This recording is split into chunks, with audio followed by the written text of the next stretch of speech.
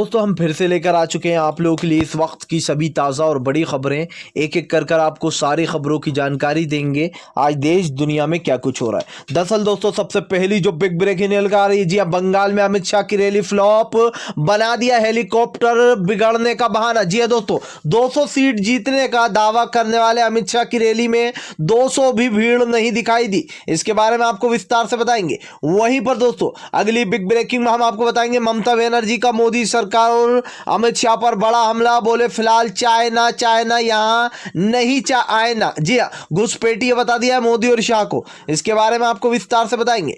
वहीं पर दोस्तों असम में कांग्रेस ने कर दिया खेल। जी हाँ, बोले 5 लाख नौकरियां देंगे जैसे ही सत्ता में आएंगे। इसके बारे में आपको विस्तार से बताएंगे। वहीं पर अगली बिग ब्रेकिंग में हम आपको बताएंगे दोस्तों कर्मचारियों की आज भी बैंक हड़ताल। बोले फिलहाल इस तानाशाही सरकार किसी से कुछ बातचीत नहीं करती है, बस डायरेक्ट फैसले ले लेती है। ये सरकार नहीं बल्कि ये एक तानाशाह के रूप में उभर कर आ रही है। इसके बारे में भी आपको विस्तार से बताएंगे। वहीं पर दोस्तों अगली बिग ब्रेकिंग में हम आपको बताएंगे जी मायावती का बड़ा ऐलान। बोले फिलहाल किसी का साथ नहीं चाहिए, बाबा साहब अंबेडकर की राह पर चलेंगे, अकेले ही चुनाव लड़ेंगे बिना गठबंधन के। इसके बारे में आपको विस्तार से बताएंगे। वहीं पर दोस्तों मोदी सरकार ने 4 और हवाई अड्डे बेचने की बात कर दी। दोस्तों अब 4 और हवाई अड्डों को बेच दिया। धीरे धीरे कर देश बिखरा जा रहा है। देखो आया देश का विक्रेता मोदी। जी हाँ, इसके बारे में आपको विस्तार से बताएंगे। वहीं पर अगली बड़ी खबर में हम आपको बताएंगे राहुल गांधी का मोदी सरकार पर बड़ा हमला। बोले धीरे धीरे कर पूरे देश को बेच देगी ये सरकार। इसके बारे में भी आपको विस्तार से बताएंगे। वहीं पर अगली बिग ब्रेकिंग में हम आपको बताएंगे दोस्तों किसानों का बड़ा ऐलान। बोले फिलहाल 2024 तक करेंगे आंदोलन। ये सरकार नहीं बल्कि ये सरकार के नाम पर कुछ लुटेरे हैं जो कि हमारे देश में घुस गए हैं। इसके बारे में भी आपको विस्तार से बताएंगे। तो सारी खबरें एक एक कर देंगे। फिलहाल खैर चलिए बढ़ते हैं सबसे पहली और सबसे बड़ी खबर की ओर। दरअसल दोस्तों आप लोग बता दें अमित शाह की रैली में नहीं जुट पाई भीड़। जी हाँ दोस्तों, तो बना दिया हेलीकॉप्टर बिगड़ने का बहाना। आप लोगों को बताया दोस्तों दरअसल कल जो है यहाँ पर अमित शाह की रैली थी। ऐसे में आप लोग बता दें कल अमित शाह की रैली को पूरी तरीके से रद्द कर दिया गया। बताया गया कि फिलहाल उनके हेलीकॉप्टर में तकनीकी प्रॉब्लम आने की वजह से इस रैली को जो यहाँ पर कैंसिल किया जाता है। लेकिन दोस्तों सच्चाई तो यह है कि फिलहाल अमित शाह की रैली में जो 200 सीट जीतने का दावा करती है भाजपा, उसके पास 200 लोगों की भीड़ भी नहीं थी। इसलिए अमित शाह ने देखते हुए दोस्तों अपना दौरा ही जो अपनी रैली थी उसी को कैंसिल कर दिया। सोचिए दोस्तों ये भाजपा के दिन आ गए हैं कि एक तरफ किसान विरोध करने पहुंचे थे बंगाल में, अब तो भाजपा का सुपड़ा साफ होता जा रहा है। एक तरफ भाजपा की रैलियों में भीड़ दिखाई नहीं दे रही है, कुर्सियां खाली पड़ी हैं, वहीं दूसरी तरफ रैलियां पूरी तरीके से फ्लॉप हो रही हैं। अमित शाह को लेकर दोस्तों कहीं ना कहीं एक कद्दावर नेता मंत्री माना जाता है, लेकिन फिर भी उनकी रैली में भीड़ नहीं दिखाई दे रही है। इसका एक ही कारण है दोस्तों कि फिलहाल भाजपाइयों का सुपड़ा साफ हो चुका है। फिलहाल खैर चलिए हम बढ़ते हैं अगले बिग ब्रेकिंग की तरफ। बता दोस्तों अगली जो बड़ी खबर निकल कर आ रही जी आपको बता दें दरअसल सीएम योगी की बात नहीं सुनते डीएम और एसपी। जी सीएम योगी को दिखा दिया है ठेंगा। दरअसल दोस्तों आप लोग बता दें खबर के अनुसार डीएम और एसपी को जब सीएम योगी फोन लगाते हैं कुछ मुसीबतें बताने को, तो बताया जा रहा है कि फिलहाल उनका फोन ही नहीं उठाते। जी इस तरीके से जिस तरीके से क्राइम रेट बढ़ता जा रहा है इसको लेकर विपक्ष ने हमला बोला। बोले योगी क्यों कोई सीरियस नहीं लेता। जी दोस्तों अखिलेश यादव समेत सभी विपक्ष ने हमला बोलते हुए कहा कि योगी को कोई सीरियस नहीं लेता, उन्हें कोई सीएम नहीं मानता, इसीलिए उनका फोन डीएम और एसपी भी नहीं उठाता। अब इस तरीके से दोस्तों योगी की किरकिरी उड़ाई जा रही है। बोले योगी को कोई भी सीरियस नहीं ले रहा है, तभी तो यहां पर यूपी में क्राइम रेट बढ़ता जा रहा है। किसी को सरकार का डर नहीं है, आए दिन रेप की घटनाएं हो रही हैं, मर्डर हो रहे हैं, आए दिन रास्ते चलते लोगों को लूटपाट हो रही है यूपी में। बस यहां पर योगी को एक ही काम आता है और वो है विपक्ष के पीछे अपने पुलिस वालों को लगाना।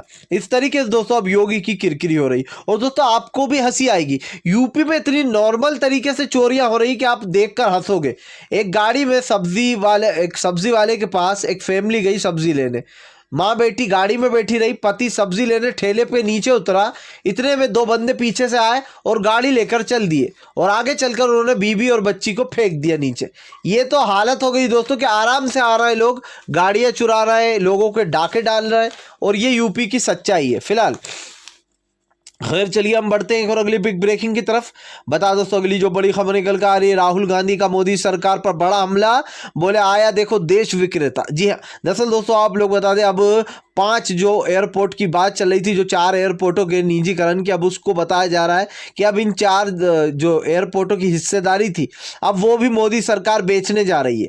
यानी कि जो 4 एयरपोर्ट थे हमारे, वो भी अब बेचने जा रही है मोदी सरकार, और अब जो इनको प्राइवेट हाथों में सौंप दिया जाएगा। सोचिए दोस्तों, ये हालत हो गई है हमारे देश की कि आए दिन मोदी जी कुछ ना कुछ बेचते रहते, और ये पैसा जाता कहाँ है? सबसे बड़ा सवाल ये है, क्या ये इन काले बिलों में जाता है जिनको पास कराया जाता है राष्ट्रपति की तरफ से, चाहे वो एनआरसी CAA हो, या फिर किसानों के लिए काला कानून, या फिर आप इन पैसे का अपने लिए फिर से एक बार 8,000 करोड़ का प्लेन खरीदने वाले? जी हाँ, क्योंकि दोस्तों धीरे धीरे कर कर राहुल गांधी ने कहा ये देश पूरी तरीके से बिक रहा है। राहुल गांधी ने कहा आज हमारे देश की जो एक एक चीज़ थी वो तो ये सरकार बेच ही चुकी है, अब बस देश बिकने की बारी आ गई है धीरे कर कर। दोस्तों आप लोग बता दें, वो राकेश टिकैत ने वो बात बिल्कुल सही कही है कि ये लोग लुटेरे ये समंदर के रास्ते भागेंगे। ये लोग जब भागेंगे देश छोड़कर तो ये समुंदर के रास्ते से भागेंगे। ये एक नंबर के लुटेरे हैं जो देश को चाटने में लगे दीमक की तरह। दोस्तों जब से भाजपा की सरकार आई है तब से चीज़ों की जो बिक्री शुरू हुई है, आप सोचिए दोस्तों, इतने साल तक कांग्रेस रही, उसने कभी आपने सुना एक भी सरकारी चीज़ को प्राइवेट कराओ, या फिर कांग्रेस ने किसी चीज़ को बेच दिया हो उठा के? बल्कि कांग्रेस ने और चीज़ें बनाई हैं, लेकिन यहाँ पर कांग्रेस ने जो चीज़ें बनाई है उनको भी अब भाजपा बेचने का काम कर रही है धीरे धीरे कर कर। बात को झुटलाया नहीं जा सकता दोस्तों कि फिलहाल जब से बीजेपी की सरकार आई है तब से हमारे देश की आर्थिक स्थिति गिरती ही जा रही है फिलहाल। खैर चलिए हम बढ़ते हैं और अगली बिग ब्रेकिंग की तरफ। बता दोस्तों अगली जो बड़ी खबर निकल कर आ रही है, फिलहाल आपको बता दें कि अब तो ज़बरदस्त तरीके से, जी हाँ आप लोग बता दें, मोदी सरकार की किरकिरी, ममता बनर्जी का नया, जी हाँ नया नारा, चाय ना, जी हाँ अब हमें इन घुसपैठियों की चाय ना। इस तरीके से ममता बनर्जी का दोस्तों नया नारा कि अब चाय और नहीं चाय ना, और इधर ना आए ना हमारे बंगाल में। जी हाँ, घुसपैठिया करार दे दिया दोस्तों ममता बनर्जी ने अमित शाह और मोदी को। कहीं ना कहीं दोस्तों बंगाल में मोदी और शाह को करार झटका लग रहा, जहाँ एक तरफ ममता बनर्जी की ज़बरदस्त तरीके से कह सकते हैं एंट्री होती है, तो वहीं दूसरी तरफ भाजपा का सुपड़ा साफ हो रखा। भले ही भाजपा ने पूरा जोर लगा दिया हो दोस्तों असम में, वहाँ पर बंगाल में, कि वो चुनाव जीतेगी, लेकिन दूसरी तरफ आपको बता दें कि फिलहाल ममता बनर्जी का जो दाव है वो भाजपा पर भारी पड़ता हुआ नज़र आ रहा है, क्योंकि हर तरफ दीदी दीदी नज़र आ रही हैं। अब की बार भी तीसरी बार दीदी की सरकार फिलहाल। खैर चलिए हम बढ़ते हैं और अगली बिग ब्रेकिंग की तरफ।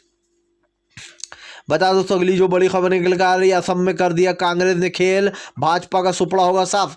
दिया दोस्तों, असम में कांग्रेस ने वादा कर दिया कि फिलहाल सत्ता में आते से ही 5 लाख लोगों को नौकरियां देंगे, इसी के साथ साथ CAA और NRC को पूरी तरीके से रद्द करवाएंगे। जी हाँ, दरअसल दोस्तों आप लोग बताते हैं अब असम की सियासत गर्म हो गई, जहाँ एक तरफ भाजपा फिर से अपनी सरजमी हासिल करने की कोशिश कर रही है असम में, तो वहीं दूसरी तरफ कांग्रेस पूरा जोर लगा रही कि अब की बार असम से भाजपा का सुपड़ा साफ हो। इसीलिए बदरुद्दीन जो है वो पूरा उन्होंने भार उठा रखा अपने कंधों पर, और कहीं ना कहीं वो सारे जितने भी वोट है वो घेर कर कांग्रेस के लिए लाएंगे। सवाल यही उठता है दोस्तों कि भाजपा को बदरुद्दीन अजमल से काफ़ी ज़्यादा डर लग रहा है, इसीलिए वो कांग्रेस से ज़्यादा टारगेट बदरुद्दीन अजमल को कर रहा है कि वो फिलहाल कांग्रेस के कंधे पर बैठ गए। कभी कांग्रेस का बोलते हैं कि वो बदरुद्दीन अजमल के कंधे पर बैठ गए। ये है भाजपा की रणनीति। सच्चाई ये है दोस्तों कि भाजपा को कोई वोट देना नहीं चाहता है। असम में NRC CAA जब से लाया गया, वहाँ पर आए दिन विरोध शुरू होता है। जब भी ये लोग रैलियाँ करने जाते हैं, काले झंडे दिखाए जाते हैं, और इससे एक बात साफ है कि फिलहाल भाजपा की सरकार देश विरोधी सरकार बनती जा रही है दोस्तों धीरे धीरे कर कर। एक तरफ किसान नाखुश है, दूसरी तरफ इस देश के जो है यहाँ पर जो नौकरियां करने वाले हैं, जो आम जनता है, वो परेशान हो गई है भाजपा की इन काली नीतियों से। फिलहाल खैर चलिए हम बढ़ते हैं और अगले बिग ब्रेकिंग की तरफ। बता दोस्तों अगली जो बड़ी खबर निकल कर आ रही है, आज भी बैंक कर्मचारियों की हड़ताल, 10 लाख से भी ज्यादा लोग कर रहे हैं हड़ताल। दरअसल दोस्तों बैंक कर्मचारियों का कहना है कि फिलहाल ये हड़ताल हम देश की भलाई के लिए कर रहे हैं। जी, किसी ना किसी को तो आवाज उठाना ही पड़ेगी। और आज जिस तरीके से धीरे धीरे कर कर बैंकों का निजीकरण हो रहा है, वो दिन दूर नहीं जब आपका पैसा सुरक्षित ही नहीं रहेगा। जी है दोस्तों, आप सोचेंगे हम पैसा कहाँ रखें, उधर पैसा गायब, बैंक लेकर भाग गया। दूसरी तरफ दोस्तों अगर घर में रखोगे, छापा पड़ गया, सरकार लेकर भाग गई। कुछ भी दोस्तों, मतलब सरकार जो है वो ऐसी नीति अपना रही है जिससे कि आम जनता को ही परेशानी होने वाली है आने वाले समय में। इस बात को आप झुठला नहीं सकते हैं कि न जाने अभी तक कितने बैंक डूब चुके और उसमें न जाने कितने लोगों के करोड़ों रुपए डूबे। उस बैंक के साथ साथ सरकार ने तो हाथ ऊपर खड़े कर देती है कि हम तो नहीं देंगे भैया, 1-2 लाख 5 लाख तक जिनके उनके दे देंगे और जिनके ज्यादा जमा थे उनका भुगतान हम नहीं करेंगे। ये सरकार की नीतियां हैं। अब जब आप बैंकों का निजीकरण करोगे तो ऑब्वियसली बैंक तो कर्जा खा के भगेंगे ही या फिर वो डूब जाएंगे। उसका पैसा कौन देगा? सोचिए दोस्तों, आज लोग मेहनत करते हैं, अपना पाई पाई कर कर बैंकों में पैसा जोड़ते हैं कि यहाँ पर सुरक्षित रहेगा। किसी को अपनी बेटी की शादी करना होती है तो किसी का कुछ इलाज के लिए रखे होते हैं पैसे, लेकिन एंड वक्त पर उनको वो पैसा ही नहीं मिल पाएगा। तो फिर क्या करेगा इस देश का नागरिक? अगर आप भी शांतिपूर्ण ढंग से पीएम की इन सभी गलत नीतियों का दिल से विरोध करते हो और आप मानते हो ये सरकार एक तानाशाह सरकार है, इसको तत्काल में अपना इस्तीफा खुद ही दे देना चाहिए। तो इस वीडियो को ज़्यादा से ज़्यादा शेयर कीजिए, लाइक कीजिए और अगर आप हमारे चैनल पर पहली बार आए हैं तो सब्सक्राइब करने के साथ साथ पास में एक घंटी आएगी यानी कि बेल आइकन, उसको ज़रूर दबाएँ ताकि हमारे हर वीडियो की अपडेट आपको मिल पाए। हम मिलेंगे आपसे नेक्स्ट वीडियो में, तब तक के लिए वंदे मातरम, जय हिंद।